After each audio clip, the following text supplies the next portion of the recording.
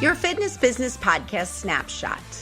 The importance of staff training, best practices for staff training, and saving staff trainings from budget cuts. All of that and more coming up in today's episode.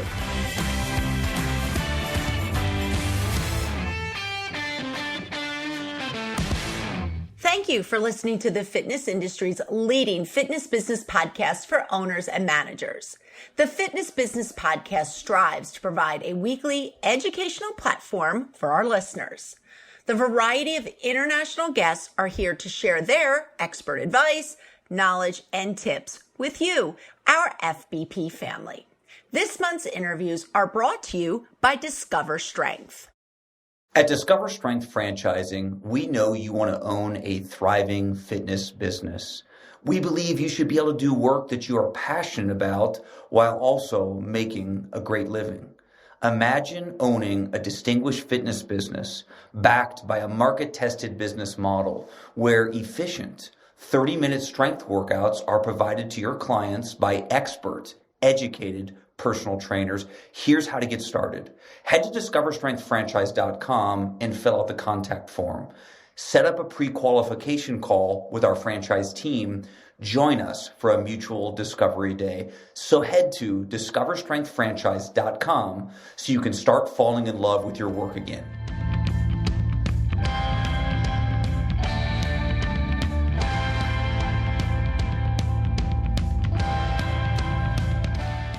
Thank you for joining me, Dory Nugent, for episode number 355 from the Fitness Business Podcast. My special guest, Pete McCall from All About Fitness, is here to talk about staff training. Let's hear what great education Pete has brought to our episode today. Pete McCall, welcome today to the Fitness Business Podcast. It's great to have you on. Thank you, Dory. It's really an honor to be here, and I'd like to say thank you to all those listening right now for getting me in your ears for a few seconds. Thank you. Yeah, it's only a few seconds. They can spare a few seconds. So this is your first time on the Fitness Business Podcast, so welcome into the family. We'd love to have first-time guests. It's always exciting to have just new guests, new education, new thoughts, and new ideas. So we're going to talk today about staff training, and I'm going to just get into our first question, and that is staff training can be twofold. Staff training on the operations of the business and staff training to be better at their job with higher skill sets. Is there a right mix between the two? That's a great question, and you really have to look at what do you want your facility to be known for. Right? If you work for a facility, when I was the director of education for Millennium, we owned and operated the Sports Club LA brand of health clubs, a premium brand of health club. We had locations in Four Seasons and in Ritz-Carlton hotels. So we had to really have an elevated level of service that we needed to provide the members. But at the same time, we also had to deliver the programming and develop the workouts that the members wanted to do. So there really is, you have to look at what do you think your focus is going to be. If you are working at a premium level facility, obviously the service has to be a key part of operations. But at the end of the day, fitness revenue drives the ancillary revenue, right? And fitness programming engages the members and helps the members stay engaged and retains the members long term. So if you want to be known for your service, I'd probably invest a little bit more in the operations. If you want to be known for your fitness programs, fun workouts, killer workouts, the workouts that change bodies, I would definitely be looking at investing in the education and the fitness programming for that team. Okay, so on the business operations side, could you just explain a little bit more about what does staff training look like? Well, we would, at Millennium, what we would do is just a lot of the service. We would do, like I was listening to the previous podcast, we would do a lot of role playing. Like how do you work with certain members? And you have to look at our team and our staff was serving high net worth individuals. So they expect when they come into a facility, if they're staying in the Ritz-Carlton hotel and they come down into the health club, they expect the same level of service. And so we would spend the time on going through the service training, going through the role playing, and really trying to anticipate what do people need or what would they want when they come in the facility. And how can we give it to them? And how do we create that experience so people look forward to coming back into the facility? All right. How about the technical staff training side of it? The technical, in my background, just so you understand, Dory, and for your listeners, my background really is in the fitness education. So I look at technical as being the fitness programming, is teaching the trainers, teaching the group fitness instructors, and even to a degree the sales team, because the sales team, it's not that the sales team should be personal trainers or should be certified personal trainers, although that helps, but the sales team has to definitely understand what are some of the questions that people might ask about the personal training experience. And you used to be a group fitness director yourself, and so you know that members are going to ask about the group fitness programming. What is Pilates? How is Pilates different than yoga? And so you need to be able to provide your team with the answers to be able to answer those questions. Because the one thing about consumers in this day and age is we are dealing with a very educated consumer, or at least they perceive themselves to be educated. They follow somebody on social media, they watch a few videos on YouTube, and they might think they know about exercise. So when they come into the facility, they might be asking questions that, to be honest, weren't asked 5, 10, even 15 years ago.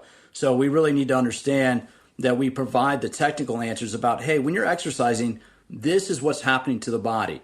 This is how exercise is changing the body, and be able to coach people in the proper way that happens. Yeah, I love that you say that about the consumer is so much more educated than they were, 5, 10 years ago. And you're so right. Dory, my first job in the industry was my second job. I did sales for a little while and realized quickly that sales wasn't right. And so I was out of the industry for a little while. But when I came back in and decided that I really wanted to transition, I started at the front desk of a health club, of a busy health club in Washington, D.C., and I learned very quickly that I needed to know the difference between a Pilates, what people call Pilates, and this is in the late 90s. I had to learn how to explain what a Pilates class was. I needed to be able to explain the difference between yoga and Pilates. And so I took it upon myself to start learning that. But it falls upon the management and the operations team, because your front desk is the brain center of everybody who runs a club knows that. And if the front desk can't answer a question, then you might lose somebody, or somebody might walk away with a negative experience. And that's not an option in this day and age. You talked about role playing, and I know everybody cringes when you have to tell them they've got to do role playing. But do you feel that's the best way to teach communication? Absolutely. It's repetition, right? I mean, we learn, the human being learns by repetition, and people learn different ways. We have different education or different communication pathways. We have visual, we have kinesthetic, we have auditory. So those are different ways that we learn and we receive information. And in my experience, role playing allows you to practice what you're going to say. Like if we go through a situation, whether we're coming at it from management to member, or from team member to member, whatever it's going to be, if you go through the role playing scenario, then you understand, okay, this is what the member might ask, and here's how I can answer that, and answer that in a way that's going to lead to a positive result from that interaction. Moving on to my next question, let's talk about training and budgets. Everybody's looking to cut things out of their budget. Let's talk a little bit about how important staff training is to keep in the budget. And that's, Dory, this is such an important question. And that's one of the reasons why I reached out to your team at the podcast, is because my fear is, as we look at coming back into operations, I understand that the number one concern is virus mitigation, right? Is your members want to know that your facility is clean. And if you're an operator, you haven't been earning revenue for the last year, or you've been earning a percentage of the revenue that you had budgeted or that you had forecast. But here's the other thing that people have learned in the fitness industry over the last year, is that personal trainers and instructors have learned they do not need to be in a facility to work directly with their clients or to appeal to an audience. A lot of trainers have learned over the past year that, hey, if I have a social media feed, if I do video conferencing, I can deliver my services directly to the customer, directly to to the people that want to work out with me. The reason why I say that is it's going to be imperative for operators. If you're a facility operator, you have to give your team a reason to come back. You have to say, hey, here's what I can do for you. I can give you a place to work. I provide these resources, and education is a key component of that.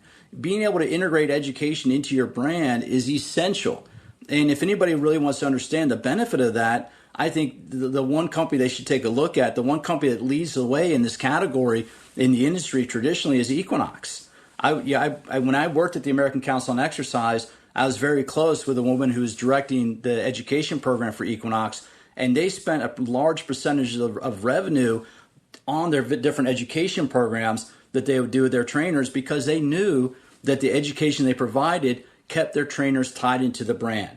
Trainers look forward to they would do quarterly or bi-monthly workshops depending on the location, and they wanted the trainers to stay engaged with the organization so that they would be there for the long term. And that's really what the message I want to deliver is, that if you're an operator, that education budget is essential in your operating budget. And you can cut it back a little bit, but you need to give your team a reason to stay involved with your organization, with your company. And education is probably the primary way to do that, because you want to show your team that you're investing in them, and you want to show your trainers and your instructors that you're there to give them more resources so that they can be better at their jobs. You know, Pete, it's funny, as I'm listening to you, I'm thinking about back when I was in the club, and I think it was so fun to see, and we'll use the personal training staff as an example. If they were sent out, or a couple of them were sent out of the building for a seminar, a workshop, a conference, the engagement and the excitement that they brought back into the building the day after the training was really refreshing.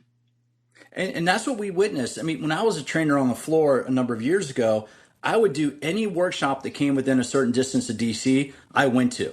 I would pay out of pocket, I'd go to that, because I knew that was a way to build my skill set. And that's how I ended up evolving into doing education full time. But in reality, it brings back energy, right? If you're always on the floor working with the members, or you're grinding day to day, going to a workshop or having somebody come in and deliver a workshop to the staff just gives a little certain shot in the arm and energizes your team and gets some. It breaks up the normal pattern of the daily routine, and it gives your team resources to do something different. Now, and I'll finish with this, now as a conference speaker, I know that sometimes when I'm speaking at conferences regularly, I know that sometimes I cringe a little bit if I'm doing a workshop on Saturday, because I know that when people go back into the clubs on Monday, they're going to be doing all kinds of new programming. And I always tell the trainers, I'm like, hey, look, when you go back to your facilities on Monday, just don't change everything right away. Start to add in a little bit at a time. Start to add in a little something new each time, because you don't want to just change all your programming, because people get so excited doing a workshop or so excited learning something new, they come back in and all of a sudden they start hammering their clients with all these new exercises, and they just need to be careful in how they do that. What do you feel is the best way, in what way to train the staff? Do you think the best way is to get them out of the building? Do you think the best way is to bring somebody in? Do you think it's a mixture? What do you think is best? And people can't really see my smile because I'm smiling, because Dory, I've been a media spokesperson for the American Council on Exercise for a long time. And I've done a lot of media interviews over the years, reporters asking questions about exercise and fitness. And the first two words of any answer are always, that depends. And again, it comes down to that depends on your facility, that depends on your team, and that depends on how much you're willing to invest in your team. Now, some organizations and some operators might only have the resources available to do online learning, which at that point, that's better than nothing, right? Because you can provide CECs. At that time, you might want to identify one of your senior team members and say, hey, would you want to do little workshops for us, a little learning workshop for 15 or 20 minutes at the monthly staff meeting? Because I guarantee you, every facility in this country has a senior trainer who's probably pretty good at explaining to the rest of the team how to do things, or a senior instructor who would love to be up presenting a little bit in front of their team members, in front of their colleagues. And so if you only have the resource to do online learning, then you can tap into your more experienced team to work with your new team members and kind of mentor and show them some of the things. But I would really, if people can afford it, bringing in speakers or bringing in an educator 1-2 times a year can really serve to really charge up the staff. But again, that comes down to the size of the facility, the budget, who you can work with, and just there's so many questions with that. It's also, too, who's your membership? Do you have a younger, more athletic membership, Or do you have maybe a more experienced, I'll say, a little bit older membership that maybe has different needs? So it'd be really looking at the needs of the members. What I did when I was the director of education was I'd survey my team. I did 2 surveys in the time I was there to say, what do you want to learn? And then my job is to figure out how to deliver that to them. I like that. And I think what the point of the story is, and the point of your answer is, just do something. And one more thing I'll say is that you also have to be a little empathetic to your team members, right? And this could go sales team, your operations team, your management team. If they're in your facility for 6 to 10 hours a day with appropriate breaks, let me qualify that. If they're in your facility throughout the day, they might not be that motivated to go home and do an extra little bit of reading or do a half-hour online course on their own. And so for you make stuff available. That was one lesson I learned was we made an online resource available, but not a lot of our trainers would use it because once they left the training floor, they wanted to go about their day. If they were on the training floor for 6-7 hours at a day, they wanted to go out and do other things with their day, or they had other things going on in their life. So you kind of have to balance that out of do people have the time to do self-directed learning, or is it better to bring somebody in and have the whole team working together? That's just another thing that I had to learn the hard way by identifying that, well, maybe this isn't being consumed the way I thought it was. And so I learned over time that bringing people in live was probably the best way to go. Yeah. And now what's your thoughts? Let's say you're an owner and you send some of your staff members away. You spend a little bit more money and you send them away. And now they're coming back into the club. What are your thoughts about them reteaching the information that they learned? Do you think that's a good thing, or do you not put that pressure on the group of individuals to now have to come back and reteach to their peers? Well, I love that question because that was one of the things I would do, right? Is I'd go up to a conference or a workshop, then come back, and the fitness manager would always, "Hey, what'd you learn, Pete? What'd you learn, Pete?" And it's always like, "Uh-oh." But I love that because it weighs. In all seriousness, one of the best ways we learn is by teaching others, and that's how and to be 100% honest, that's how I got involved in education in the first place. Is I loved learning more about fitness. I realized very early on. I mean, I was a stereotypical 20-something when I was 20-something years old, 28 years old when I earned my personal training certification from ACE, and I thought I knew everything. I went to my first education workshop maybe a year later and realized I knew almost nothing. But I did find that if I taught others, that was the best way for me to learn. And so if I were an owner in this situation, to the example you provided, Dory, if I were an owner sending some of my team to a conference, I would do it with the expectation that they would be delivering back, at the next staff meeting, some of what they learned, whether that's the management going into new sales systems or whether that's trainers going into different exercise techniques. If I were going to be rewarding my staff with a trip to an education experience or an education event, the expectation would be that they come back and feel comfortable teaching that. Now, that's one thing, but if they came back and all of a sudden recreated if they use the materials without permission, that's a whole other conversation. But to be able to come back and do staff training within the facility of like, hey, here's what I learned at the latest conference, that I think it should be expected of anybody going out representing the organization. Yeah, because right now we've talked about budgets being cut and funds are a little tighter. Owners are making sure that the rate of return on an investment like that is going to be 100%, not 90% or 100%. Oh, absolutely. And the other thing that we would do too is we would do paybacks, right? Is we would sometimes, if we're going to pay for an education, we would have an agreement signed with the trainer that they would have to pay us back for that education, meaning that we would do payroll deduction, or if they left the organization before they paid back fully, that we withhold whatever remaining amount was owed for the education from their final paycheck. So I totally get the fact that you're talking about investing in your staff. And for some owners, that's scary because staff turnover can be high. And I get that. But if you engage the staff the right way and lay out the expectations, and also too, once they see that you're investing in them, you're going to have a fully engaged staff. And it's been my experience that an engaged staff results in engaged members and long-term member retention. Okay. Yep. Fair enough. So you do a lot of staff training. You've worked for ACE, you have your own business, you're doing a lot of staff training. I'm anxious to see what you say about, all right, personal training staff, super important that we get them educated. Super important that maybe your GM or operations managers getting out and going to some education. Super important that your sales team is going out. Do you feel sending the lesser roles in the club is just as important, sending them to education, as some of your bigwigs, your trainers, your sales directors, your operations directors? Do you think it is equal, or if you have money to spend, would you say, yeah, you really should just invest it in your top 3 departments?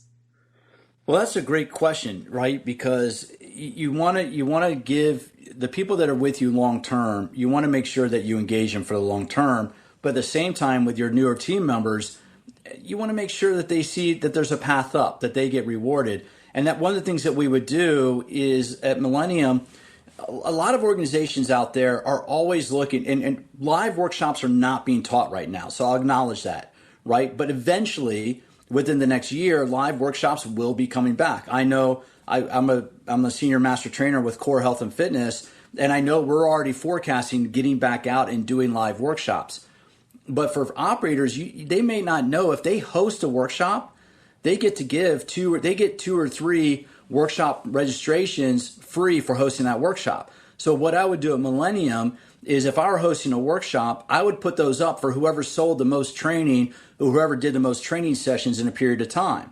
Or maybe you have it for a week. And so that way, if you have a contest, say whoever closes the most sales of your sales team over the course of the week might get some online education, or they might get rewarded with that. You put people on an equal footing, because the newest salesperson might be out there trying to hustle and show that they improve themselves, or the newer trainer might be really good at doing a particular sales and closing, and now has an opportunity to really shine. So I like the incentives of whether you have a weekly, a monthly, whatever it is, sales, or the other side of the coin in fitness is sessions rendered. How many personal training sessions did they actually perform?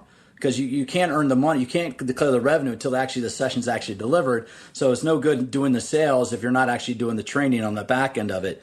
But really, it's looking at rewarding people for their production in terms of earning the education, in terms of earning complimentary or free education, not just because somebody's been there the longest. What are your thoughts on owners paying for the training versus an expectation of a trainer, sales director, again, anybody in the club that's going to training, paying for it on their own? That really, honestly, it depends on what that relationship is and what the environment the owner is trying to provide. Now, I say this: in 2007, Millennium paid for me to go through the Gray Institute of Functional Transformation, and that was the first year that Gary Gray did his year-long 50-week biomechanics program. And going through that, the organization paid for me to go through that, but I in turn developed a whole education program based on what I learned there. So that was the expectation going in. I wasn't just going there to go through that. I was going there to turn around and be able to develop a program that we could use in the facility. So I have no problem. If an operator or owner wants to pay for their team to go to any event, by all means do that. But what is the return going to be? Is the sales manager going to come back and say the sales manager goes to a Covey Principles, or goes to a Zig Ziglar event about the sales processes? In turn, I would expect that sales manager to come back and say, all right, how are you going to implement that? It might not happen that first week, but say, now what's your plan for the next quarter? How are you going to take that information and start implementing that so we can see an uptick in sales over the next quarter? And that was the one thing I tried to do as a director of education, was I wanted to see, and I wanted to be able to prove and quantify that if we did a workshop, if we did an education workshop, say we did it in April, I wanted to be able to see that over the course of May, June, July, there's some kind of ROI. Like, are we getting more? Are the people who attended the workshop, are they doing a better job of selling training? Are the people who attended the workshop, are they training more sessions? Did they go from doing 14 sessions a week to doing 18 sessions a week? Now, you don't know if there's a one-to-one correlation of doing the workshop and actually, doing the increase in production, but over time you can try to start identifying those trends. But that is really, I have no problem if anybody wants to invest in education, but the question always is, how are we going to apply it? What's that going to be? And how is that going to enhance the business in the long run? Yeah, I guess where I'm trying to derive my question is I always feel like standing back and looking at all the managers in a gym, it seems like a lot of your group fitness instructors end up paying for a lot of their own education. They want to get another class certification underneath their belt, or, they need credits to keep their spinning certification up and running. And I always feel like there's this big debate of, should the club pay for that? Shouldn't they pay for that? Is that staff training? Is it not considered staff training? And that's really where I was going with that question. Well, on that note, Dory, it's really important for people to understand state laws. Because like here in the state of California, I'm an instructor for the YMCA, or I was. I got furloughed, and every guy got furloughed during the last year. But the YMCA in California, if the job requires you to have a certification, your employer has to provide the education to maintain that certification. And I think it's the same in New York. I think it's the same in Massachusetts. And these were all states where Millennium had clubs, so I was familiar with that. So different states have different requirements. But if you're an owner operator and you're wondering, okay, gosh, you should look into your state employment laws, because in certain states, if you require that your employees have a certification, a group fitness certification or a personal trainer certification, your obligation as an employer is to provide the education for them to maintain that certification. And that's one thing that a lot of people don't realize. And there's actually been some litigation against the larger operators against that. Like when I was I was an instructor. I was a group fitness instructor at Equinox. They were very adamant about any time that we spent going through education, if we were doing it for the organization, like if I were going to an Equinox workshop to learn how to teach a format, that was either my choice to learn how to teach a new format, or if it was required that I had to go there to a meeting, they had to pay me for being at that meeting. So there's some very important employment laws that unfortunately a lot of employers in our industry aren't that familiar with, for whatever reason. And so it's one of those things to start becoming familiar with your state employment laws regarding education and certification. Okay, I think every group fitness instructor right now is probably Googling the state laws to see what it is. And then they're going to be marching in on Monday and asking. But that's the thing. But if you look at it, Dory, you might need to, say, to use your example of indoor cycling, right? And spinning is a trademark name. So since I work for Schwinn, I'm going to use indoor cycling. Since I work with Schwinn, I'm going to use indoor cycling. But if I'm an indoor cycling instructor, it's my choice to do that. And if I'm doing that for the organization, like the YMCA, in this example, the YMCA has resources available once a year here in the San Diego Association of YMCAs. They do a 2-day workshop. Now, I've been there both as an attendee and as an educator, but what they'll do is they'll go through and they'll have different staff development workshops for that. So it really is important to know, like, if you mandate that a certification has to be held for that job, then you need to do it on the back end. Now, the other side of this coin is where you're seeing, and this is what concerns me, is that you're starting to see some of the other smaller operators and some of the new chains that are popping up all over the country that might be franchises. I'm not going to say any names specifically, but that's why they're not requiring their staff to be certified. They're having their staff go through an in-house training program, but they're not requiring the staff to earn the national certification because they're aware of some of those requirements with that. So as you see the proliferation of certain of these branded franchise companies, that's one of the issues is those franchise companies might not be requiring the staff to have a national certification, but they're doing an in-house training program because they're trying to get around that loophole in the employment law. Get your pen ready now for Keep Me's Fit Bizpiration. What are your 3 tips to ensure we get engagement and traction from our staff training plans? I love this, right? Because education is for the staff, but that's to make them a better part, the stronger part of the team. So number one, I referred to what I used to do at Millennium, make them part of the process. I would survey the trainers, like what do they want to know? If I were in charge of the sales team, what areas do you see that you need development in? Maybe ask your team to do a SWOT analysis, strengths, weaknesses, opportunities, and threats, and use that to identify areas where you can provide those resources. So make your staff part of the process. Help them be part of that engagement, or help them be part of the decision-making process. Number two is provide variety, right? Look at your members, whether you're talking about fitness, whether you're talking about sales, don't always make the same type of training. Maybe one time do scheduling, maybe how we can be more efficient with our time. Maybe another time, yes, you do sales training, but maybe you do a different part. Like how do you do the cold call? Or maybe you do a workshop just on the closing process, how to do different types of closes. So offer variety in the programming. That way they're always learning something new, not just the same old, wash, rinse, repeat. And finally, make a big deal about it.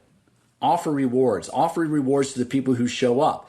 Now, here's the thing. I was talking earlier about staff engagement. In some states, and this is where it's very important, it's different state to state. In some states, if you make a training mandatory, you have to pay your staff to be there. So there are certain things where I'd have to pay my entire team to be at that training if it was a mandatory training. Now, if it was a workshop that was a choice, what I would do is I'd offer incentives. So maybe at the next fitness meeting, I might ask a question, might ask one or two questions of people who attended. And I'm not talking about a huge rewards, but a $20 gift card to the snack bar at the facility goes a long way to getting people excited. So if you are going to do trainings, make a big deal about the people who attend. Whether it's a nominal reward or something, it can be a $20, if you don't have a snack bar at your facility, a $20 card to a coffee shop, just something little to acknowledge somebody for taking the time out of their day to get better. Because if they get better, it's only going to reflect on the members in the long run. Keep Me. Smarter member retention. KeepMe.ai. Now, let's get back to our show. Pete, thank you so much for gracing your presence with myself and all of our FBP listeners out there. I really appreciate you coming on to the show. And Dory, thank you. I really appreciate what you guys are doing with the podcast. And the whole purpose is we're trying to elevate the entire industry, right? I mean, a lot of us have been underutilized this past year. This past year has been a very challenging environment for so many of us. But now, and I really want to finish by this, Dory, I am 100% bullish on the future of the fitness industry. I've been talking about this on my own podcast, but when we look back at the data, over the past year, what we're going to see are those individuals who made their health and fitness a priority. There have been a few outliers who unfortunately had some serious complications or were deceased as a result. But what we're going to see is that those individuals who made their health and fitness a priority had minimal impact from COVID. If they got the virus, it didn't impact them greatly. So I really think that as people get more comfortable going back out, as people get vaccinated, we're going to see a surge of people coming into the health clubs, and we're going to see a surge of people entering the fitness industry, because I really think the past year, this is the proof that we've needed for years to show that being fit is the best form of preventive medicine that we have. And now we have a year worth of data in a international pandemic that really shows that. So I am completely bullish on fitness. And for those of you operators and owners out there that it's been a tough go of it for the past year, roll up your sleeves and get ready, because I think we're all going to be pretty busy going forward. So I'm looking forward to that.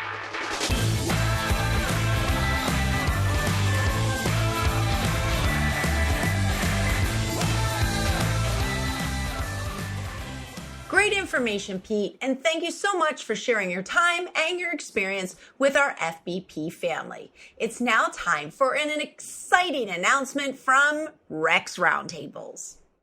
Fitness Business Podcast family, I would like to introduce to you our special guest, Eddie Talk. He is from Rex Roundtables. Hi, Eddie. Hi, Joey. How are you? Good. Now, I know Rex Roundtables, they have been on one of our other shows, The Value Proposition, and many of the industry probably know that you've recently formed a relationship with URSA. Plus, you've been instrumental in supporting your Rex members, not just during the pandemic, but since 1989. In a few sentences, could you tell all of our FBP family what Rex Roundtables is? Sure, Joey. Thanks for having me on. Rex Roundtables is a group of individuals that meet on a regular basis to help each other grow each other's business. So each group is made up of 15 to 18 really smart managers, owners, entrepreneurs. They get together typically 3 times a year for 3 days, stay in touch in between on monthly Zoom calls, using Slack, conference calls, etc. And no competitors, brutally honest.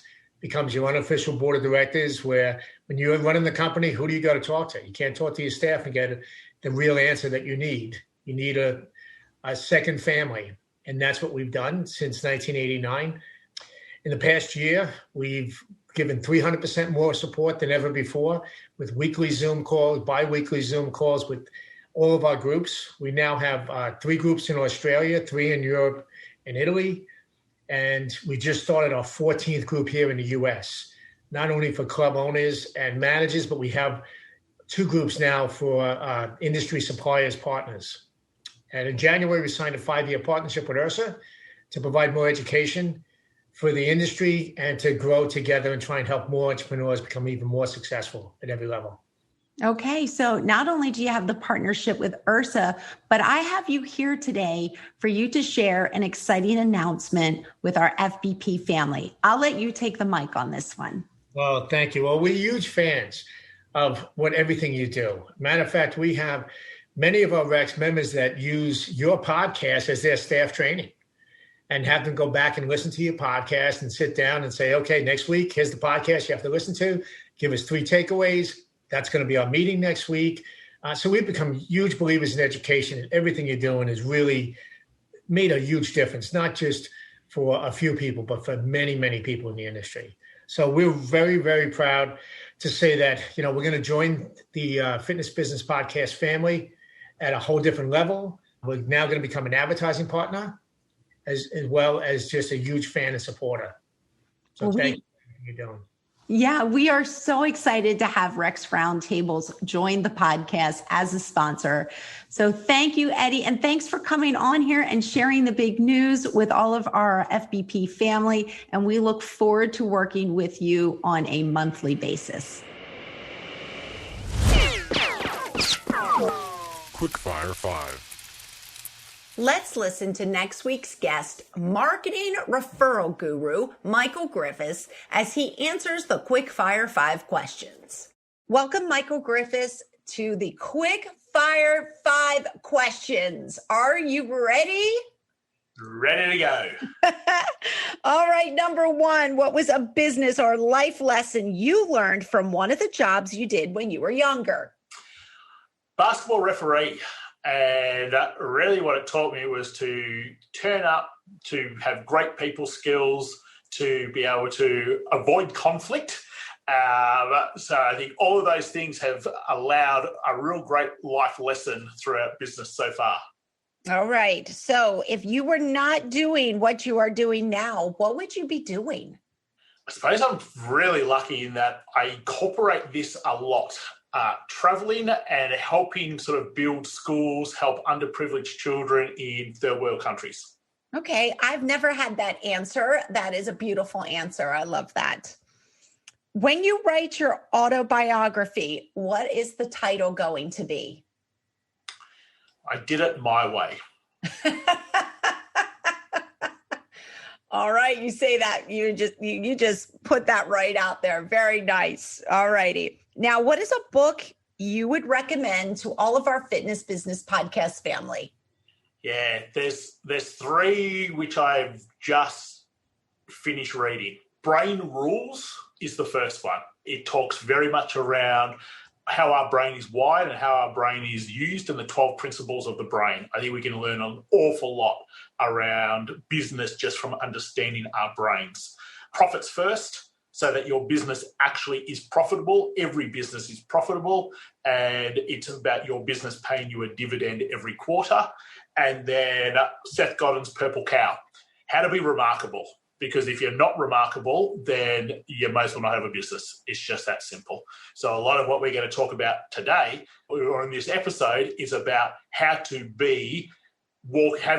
create walking, talking, ranting, raving billboards as members, as clients. Start off by being a purple cow. Okay, great recommendations. And now you just gave us a little sneak peek right there, but I'm officially going to ask you to give us your best sales pitch why our listeners should come back next week for your episode. We are all about referrals, all about using your networks, creating a hub, creating walking, talking, ranting, raving billboards as clients, as members. And honestly, in the nicest possible way, the fitness industry do it hopelessly. So what we really are going to touch on is how to get away from just simply thinking we've got to pay people for referrals, or we've got to give commission, or we've got to give rewards, and how to actually build a community that want to refer, that actually are excited. As I call them, they want to go and sneeze over everybody else about turning up to your gym, to your class, to your boot camp, to whatever it is that you happen to be. And that way of human marketing is the only way that we really need to better grow businesses. Well, I hear the passion in your voice, so I think our listeners probably hear it as well. So make sure everybody out there tune in next week as we have Michael Griffiths come on, and he's going to talk about increasing your leads through referrals. Podcast family, be on the lookout for a new interview when Chantel Broadwork sits down and speaks to podcast partner Lou Carlson, CEO and founder of Discover Strength, about launching a strength training franchise. Now, here's a word from our podcast partner, MXM. Member experience is more than just NPS. With MXM's Member Experience Toolkit, you build a unified view of the member experience, from purchase to onboarding to everyday usage and cancellation. Wire your entire organization with actionable feedback using MXM's Member Experience Toolkit. To find out more, go to mxmetrics.com.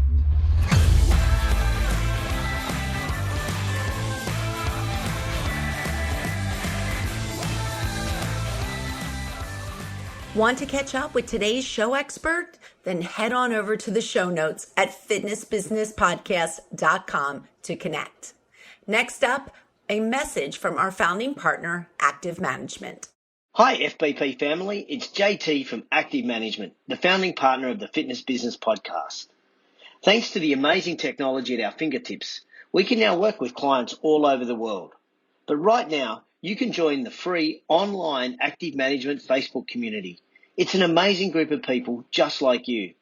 Sure, I share weekly resources, but it's the power of the community that you will experience that will make this your go-to Facebook group.